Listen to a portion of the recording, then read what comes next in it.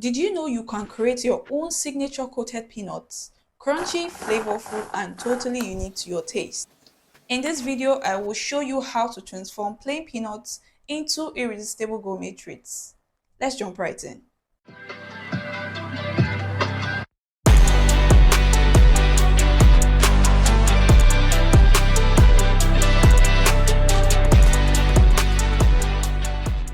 Hi everyone, welcome to my channel. I'm Esther Uti and it's so great to have you here. Whether you are new or returning, welcome. I promise you are in for a treat. In this video, we will discuss ingredient choices, substitutes, about 6 to 7 customization ideas, and my go-to brands for those who would love to know. Plus, I will share essential tips and tricks to ensure you get perfect results every time.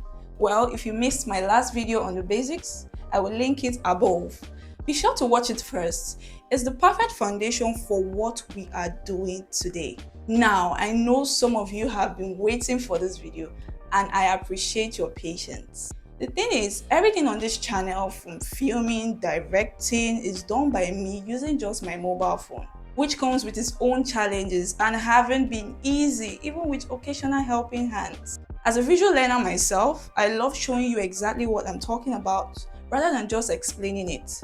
I always strive to bring you the best, which is why I went all the way to Mile 12 Market, the biggest food market in Lagos, Nigeria, to capture some footage to show you. I really went all in to make sure this delivers. In this video, I will teach you how you can customize the base recipe I created and make it your own with lots of tips and tricks I have accrued over time. I will guide and walk you through the roles and functions of the ingredients and through things that are beyond just coated peanuts. They are tips that will guide you through your baking journey as a whole. So yes, it took a while, but now the wait is finally over. Let's begin. I will be addressing each ingredient one after the other, starting with the most important one, peanuts, known here in Nigeria as groundnuts. My favorite type is Kampala, which has a beautiful two-color appearance and a reliably great taste. If you're unsure which peanut to buy at the market, just ask for Kampala.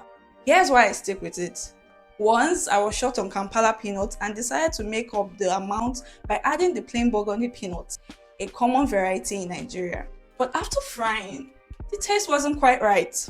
Since they were coated, it turned into a guessing game. Each peanut was a surprise.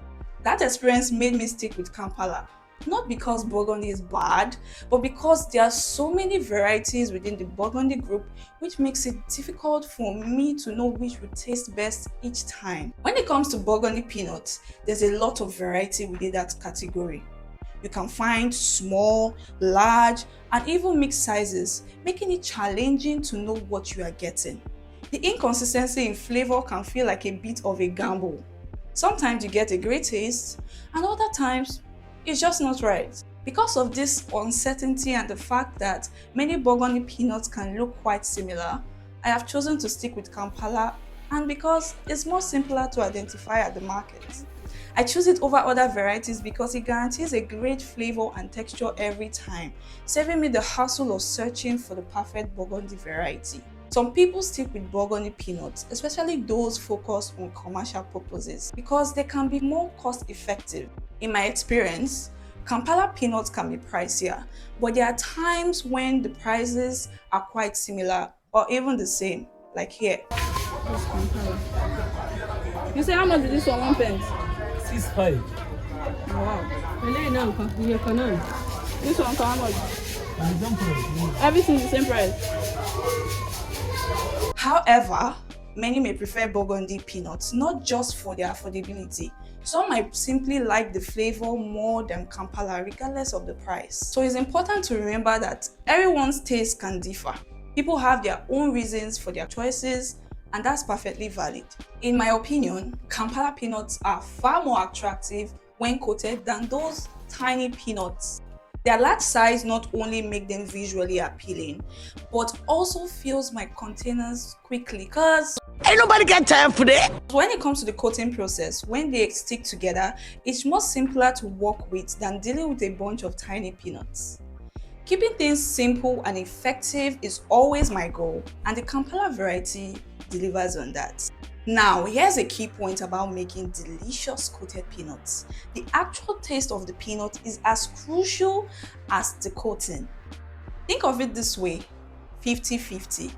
Great tasting peanuts plus a great coating recipe equals 100%. This is why choosing the right peanut is essential for a great result.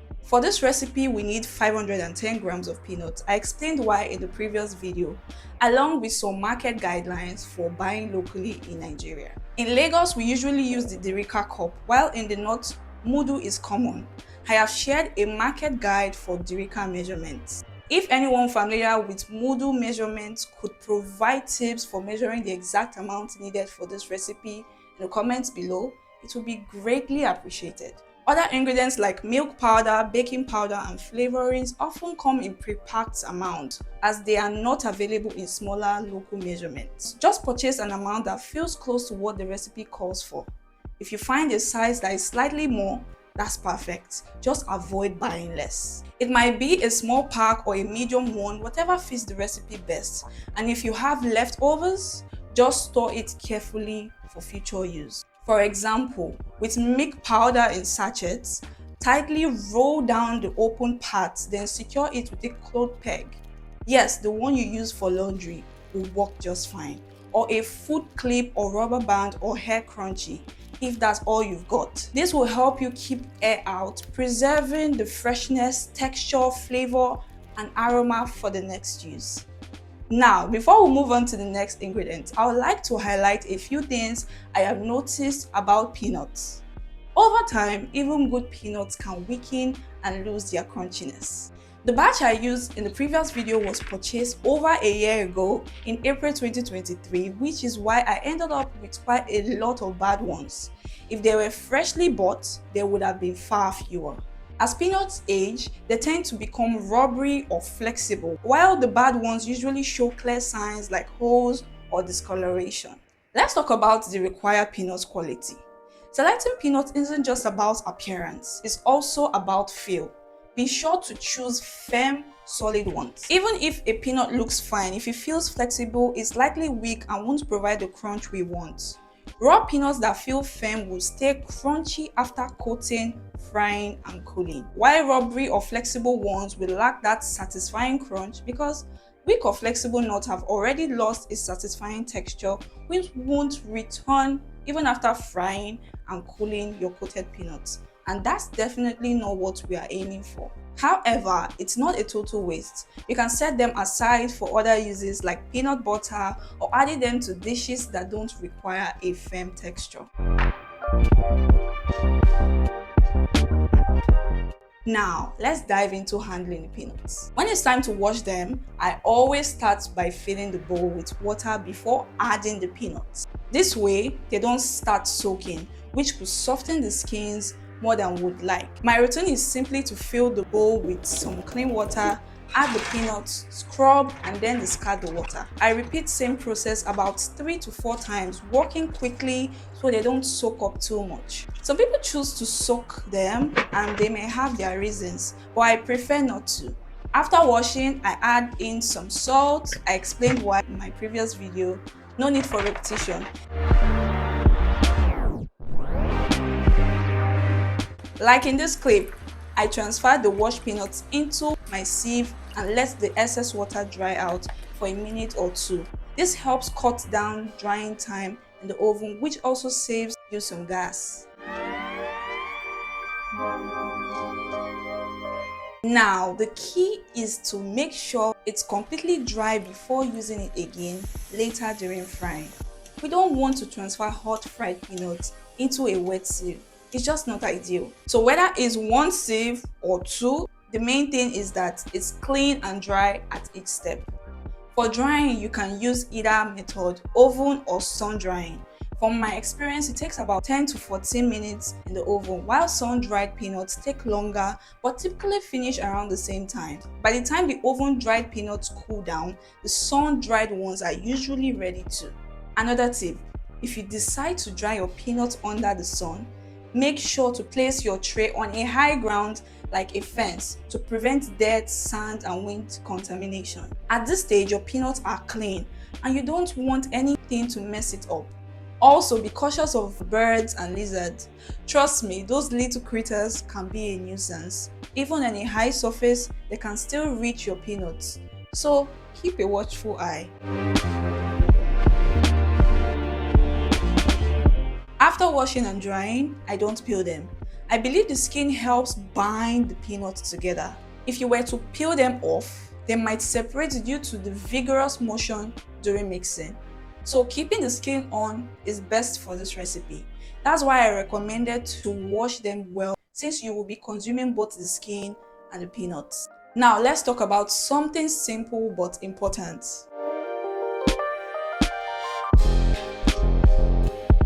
Anyway, I use all-purpose flour for this. It's what you would call medium flour, not soft, not hard. It's just right in the middle. That's what makes it so versatile in baking. I highly recommend sifting it first for a smooth, even coating.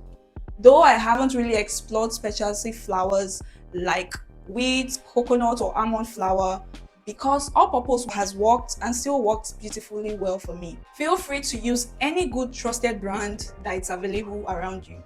For those who would like to know, I usually use Dangote, Golden Penny, or Crown. These are just my personal preference. I'm based in Lagos, Nigeria, so the brands I have access to may be different from yours. I typically go for whichever one I can find at the point of need, depending on what's available at the store.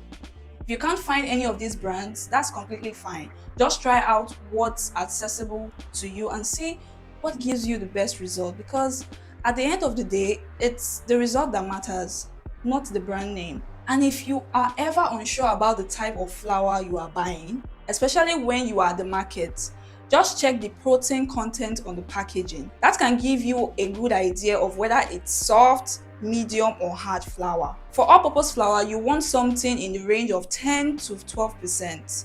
That's what makes it so versatile in baking.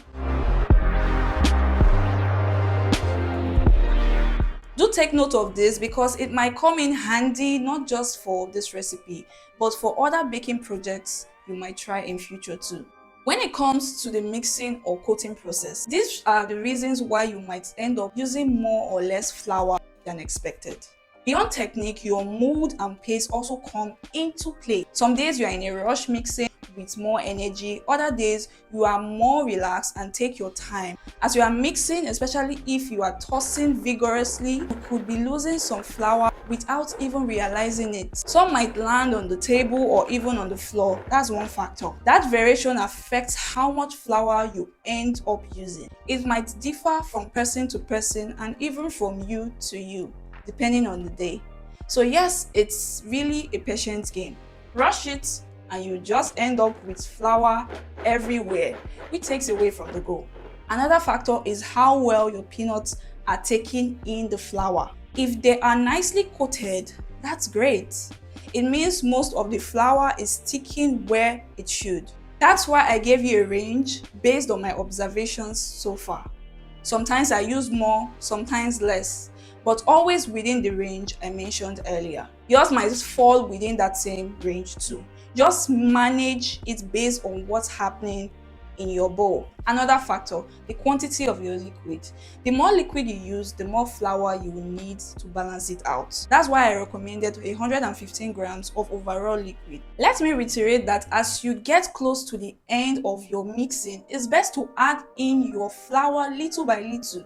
Too much flour means you will have to sieve out the excess and then what? Dispose of it, use it for pancake, maybe, but you could have just avoided the excess and save your fresh flour for your next recipe. Remember I mentioned that excess flour can make your oil dirty. It turns black during frying. So keep in mind, go easy. We are aiming for finesse here, not flour overload. A quick pinpoint. We don't want patches where the peanut skin is peeking. That's not cute. Now let's move on to sugar. It might seem straightforward, but not all sugar is created equal. Some brands are actually more potent than others.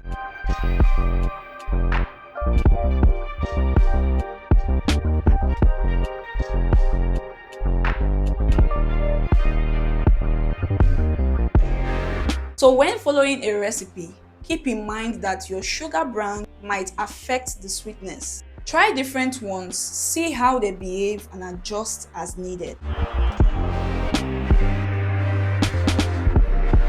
Now let's move to the eggs. For this recipe, we discussed about aiming for about 115 grams of liquid. Here's a guide on egg weight. You can screenshot this for future reference. This combination will help you hit that 115 grams target. If you're slightly under 115 grams, add a bit of water to make it up. Going a little over 115 grams is okay too. Just know you might need a bit more flour. I like to stick to 115 grams so the peanuts cook through without the coating being too thick. A thicker coating might prevent the raw peanuts from cooking properly. Strive for an average consistency, not too thin and not too thick. Ideally, aim for 115 to 120 grams for optimal results. Keep in mind that using more eggs means more liquid, which requires more mixing time due to the additional volume, making it a bit tedious on your shoulders and elbows. Fun fact: did you know you can omit eggs altogether if desired? Words on the streets is that some commercial brands use water instead of eggs in their recipes to cut costs. You can also use just one egg and add enough water to reach 115 grams. It's all about getting the right balance, and this recipe encourages flexibility, so feel free to experiment and make it your own. For flavorings, I use Milan, Baker's Delight or Foster Clark's. I prefer Milan and Baker's Delight for their thickness, syrup-like consistency, strong aroma, and their sweet taste. But Foster Clark's is easier to find. I like to mix them both to avoid running out of either. Feel free to use whichever you can get. The secret to a truly delicious coated peanut lies in that flavorful coating. Without it, you would just be eating plain peanuts. That is where you really get to taste any added flavors. Sometimes I use just 1 tablespoon of flavoring to keep the flavor pure and dominant.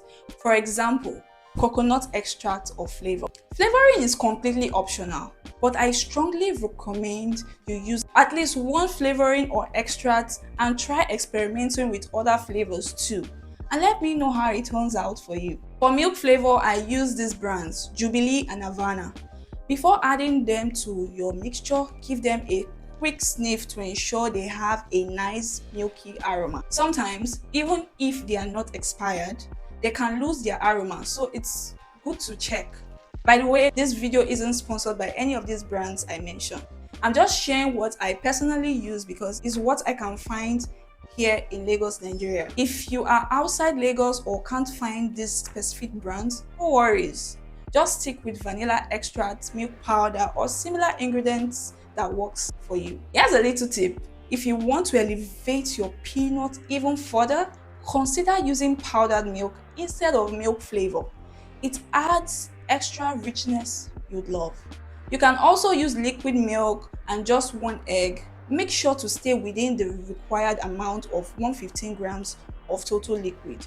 Remember, it's all about getting the right balance and making this recipe yours. And if these tips have sparked some inspiration or you are learning something new, give it a thumbs up. Make sure to subscribe and tap the notification bell so you are always in the loop for my latest tips and recipes. Now let's move on. When it comes to baking powder, it's optional.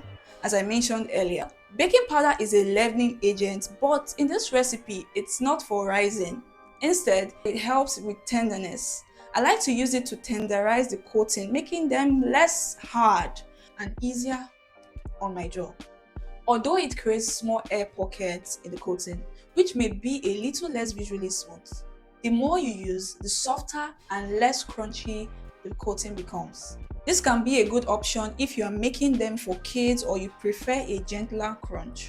If you don't have baking powder, that's okay. I actually omit it sometimes when I'm making coated peanuts for a friend or family who prefers a strong crunch. It won't be so hard that it's difficult to bite through, but depending on your crunch tolerance. If you are familiar with baking, you know baking powder is always added at the end. If you add it too early, it loses its effectiveness, so it's best to save it for last, just like I did. Try both production styles with and without baking powder and share your experience with me. Either way, you will end up with delicious coated peanuts. If you are considering incorporating herbs and spices into your peanuts, here's a pro tip. Grind your herbs into powdery form to achieve a smooth texture in your final product.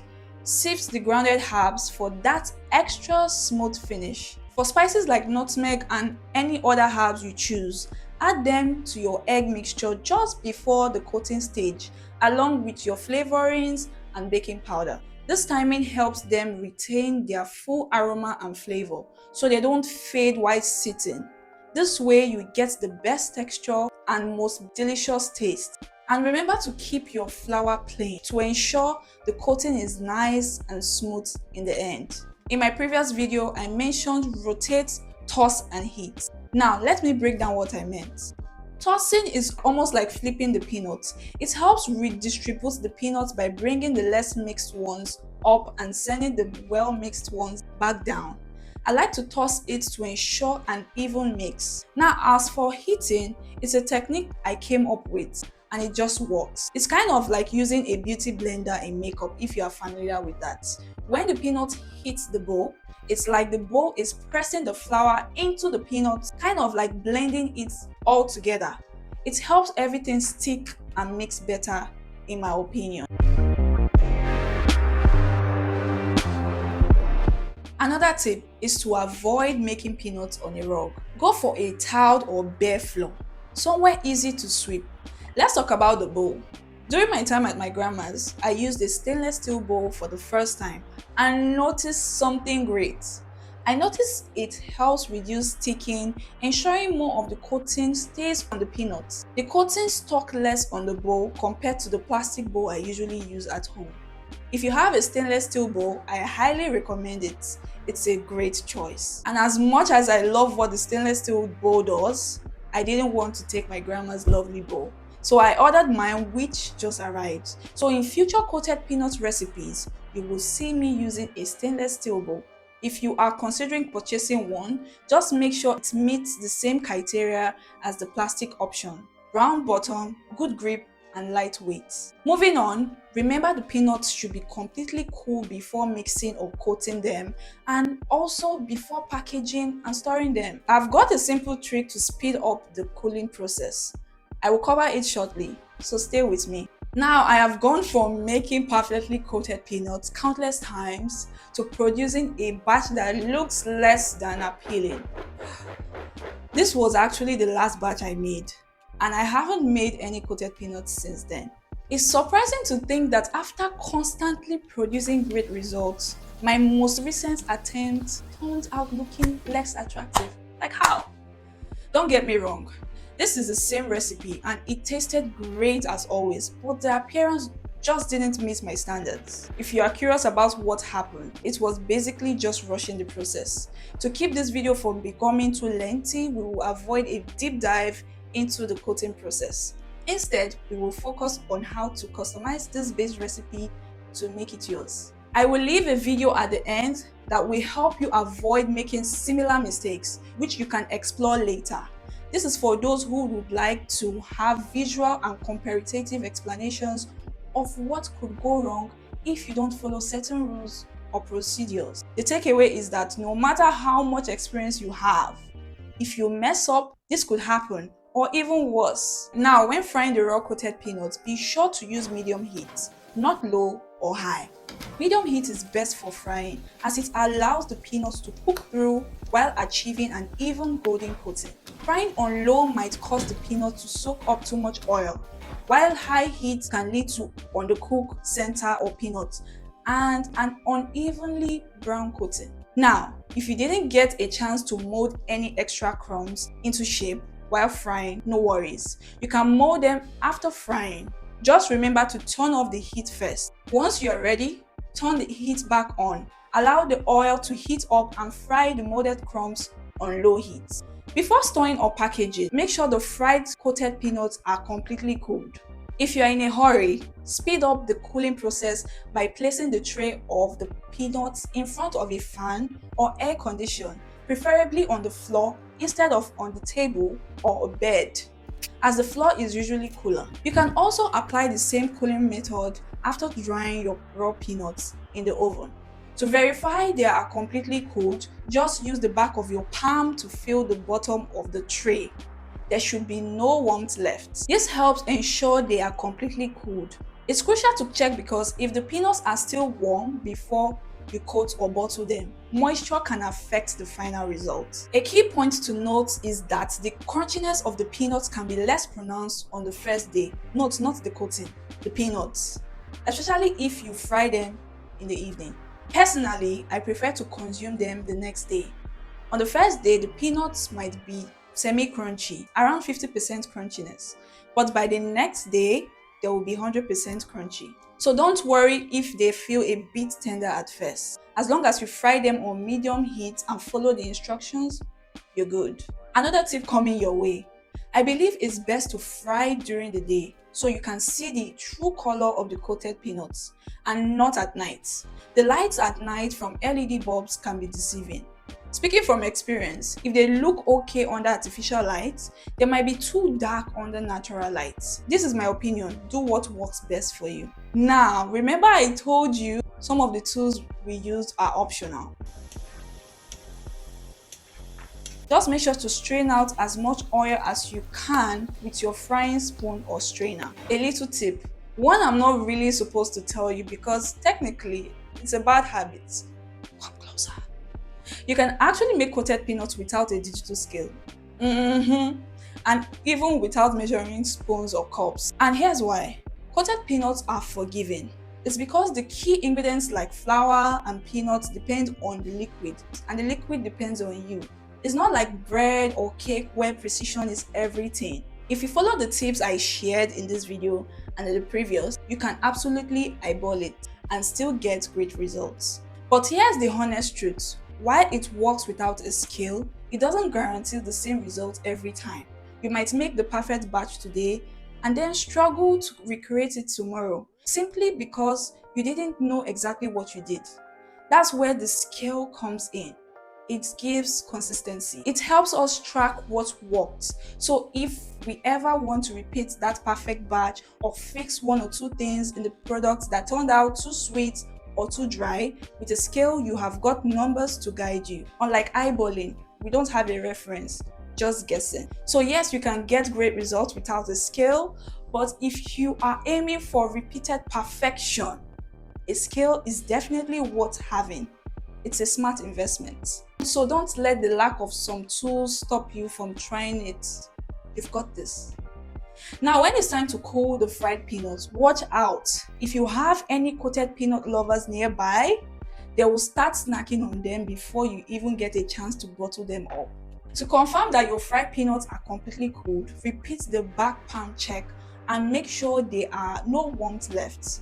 If you bottle warm coated peanuts, moisture can affect the final product. Now, once they are completely cooled, be sure to bottle them immediately.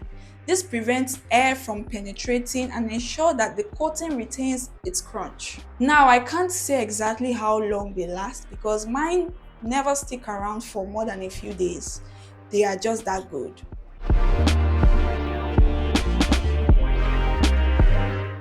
Shout out to my big bro Emmanuel Uti for this one.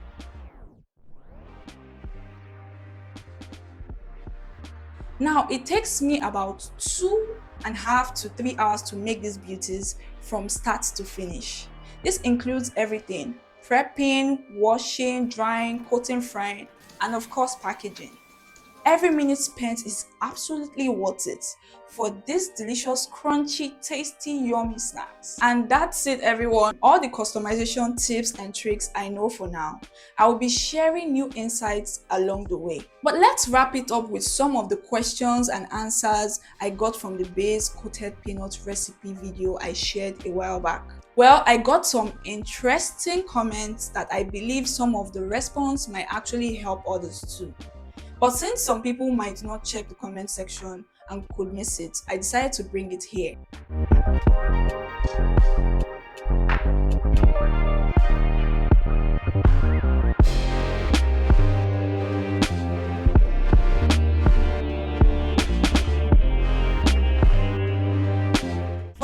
enough, a lot of the questions were already covered before the viewers even asked. So I just responded and pointed them to the answers right away. The rest were compliments from people all over, from home and abroad, from people I don't know and people I do know. Thank you all. I really appreciate the love and the comments. Now let's wrap it up with a quick recap of what we have learned when it comes to customizing the base recipe or tweaking it to fit your style. 7 customization ideas to try. First, we've got the plain coated peanut with eggs, but no flavoring at all. Simple and classic. Then plain coated peanuts with no eggs, just water. For flavored coated peanuts, mixture of flavoring or extract of choice, just like in the previous video where we mixed vanilla and coconut extract. If you want a dominant flavor, try using a tablespoon of any flavoring of your choice. Try using powdered milk instead of milk flavor, or using liquid milk for authentic milky taste. If you are into spices, add nutmeg or cinnamon for a warm aromatic kick. And if you are looking for a spicy twist, sprinkle some cayenne or chili pepper for a bit of heat. Just make sure it's finely ground, like I mentioned. Perfecting recipes is a journey, and cooking is all about having fun and making it your own. With all the tips and inspiration you've gathered today, I hope you feel inspired to create something of your own. When you give it a try, let me know what you come up with. I would love to hear about what you did and maybe try it myself. If you picked up something valuable here, don't forget to give it a thumbs up, share it with someone who might find it useful, and subscribe with notifications on for more delicious recipes and tips. And if you are ready to level up and avoid common mistakes, make sure to check out the video linked at the end. It provides a clear visual guide on what to avoid and how to get it right every time. Watching it can help you dodge missteps and bring out the best in every batch. Thanks for joining me today. Until next time, happy snacking.